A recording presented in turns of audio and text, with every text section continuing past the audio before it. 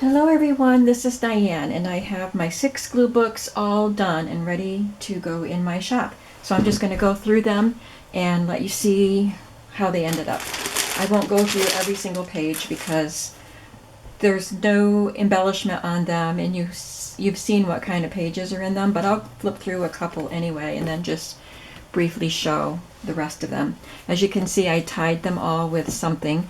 3 of them have coffee dyed muslin that I tore into strips and sewed together, and then I sewed around the edges to keep them from fraying too much. It'll fray to the thread. I had this kind of a twill. It's a very soft twill. Can you see the texture of it? On a roll. It came with a bunch of stuff in a box from a flea market, and I never knew what to do with it, but I had enough to tie around 2 of the journals, so I did that. This one is a double wide seam binding, or not seam binding, bias tape. And so I just opened it out part way and then sewed around it and use that. And that's it. So let me show you a journal. Let's go through Barry's journal. I didn't tie his in a bow, but there's enough muslin that it can be tied in a bow. This is the only one that has metal corners because the corners on this one were really in rough shape. So we have this cardstock calendar page. Barry said he liked outdoors, and now I'm not making these custom orders. You know, nobody requested specific things because you're just going to cover up the pages anyway.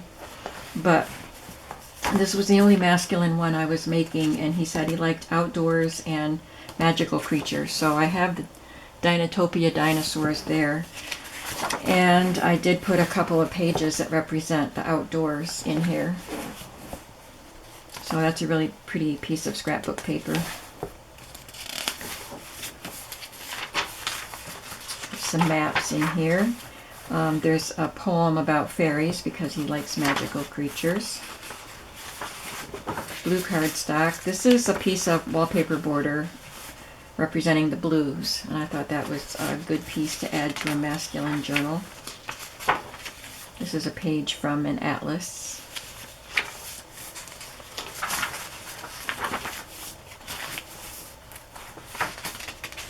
And I didn't care about the printing on some of the Paper Studio papers because it's a glue book and you can cover that up with whatever you're gluing in there. This page ended up upside down, this map page. Well, it's right side up here, so it must be it was one that folded, so that's okay. One side had to be upside down. And then here we have a calendar page from a book, a calendar of fairies. This calendar was marked on, but cover it up with your images. And this is a fabric, it's called a craft fabric. So you peel that off and stick it, but I just put it in there. You can paint over it. There's a sack with a piece of cardstock in there that you can glue on. This is from a children's book. Some wrapping paper that has woodland creatures and leaves and mushrooms.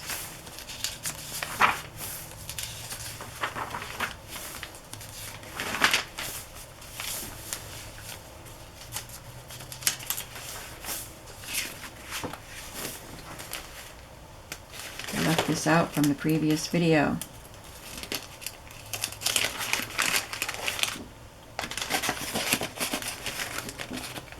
No.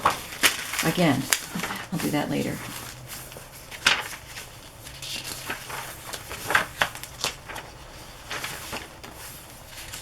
This is wallpaper. There's another page of trees, a forest. Beautiful. This is a calendar from Sayre, Pennsylvania. So this side's right side up and the picture is upside down. This is the theater, a local theater that I go to if I don't go up to the big one up at the mall. This is our local theater. I used to live close enough to just walk to it. And There's some cardstock in there you can glue stuff on, or remove the pieces of cardstock that I've included in the pockets and put whatever you want in there.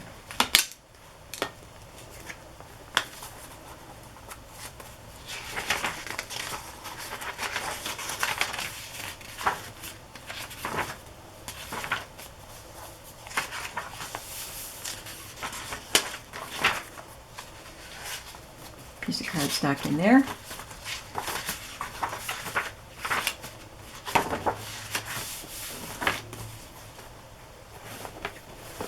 And then each book is going to come with a bag of things that you can to get you started. So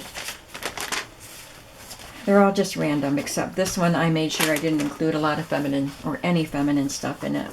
So I included cut off pieces. So this is the craft paper and the other strips of paper that were cut off, I just folded them so they'd fit in the package.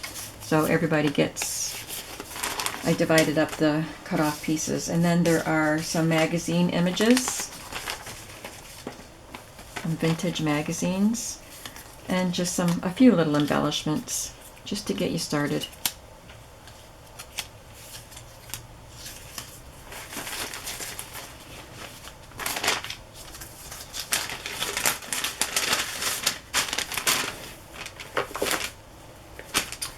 And I'll go through another one.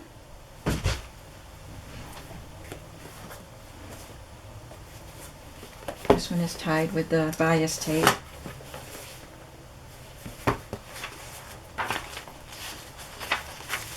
Has all the same kinds of papers, but this one has more feminine. This one doesn't have cardstock in it, so I'll have to put some cardstock in there. This is a wallpaper border.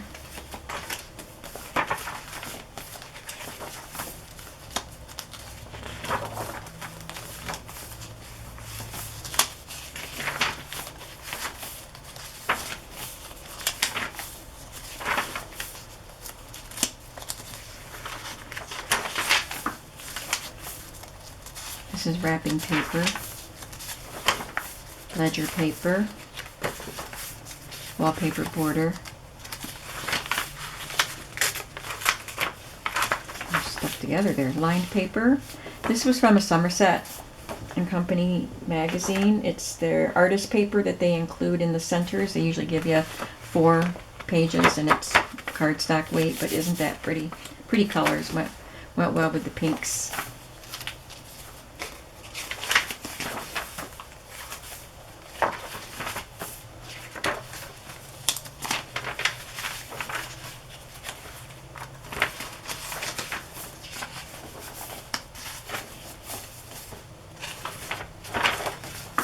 More wallpaper. This is from a vintage knitting and crochet pattern catalog. My mother used to get these things. She crocheted capes and ponchos for us, girls and Afghans, and I have to put something in there. There is a piece in there.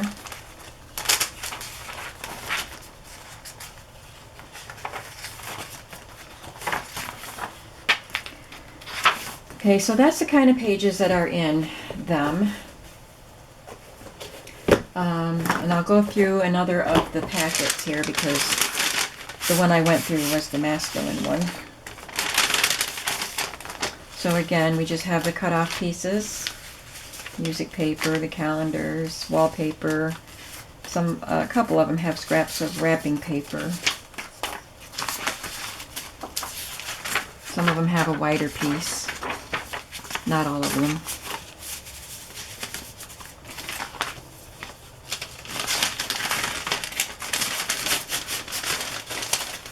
And magazine images and some ephemera pieces.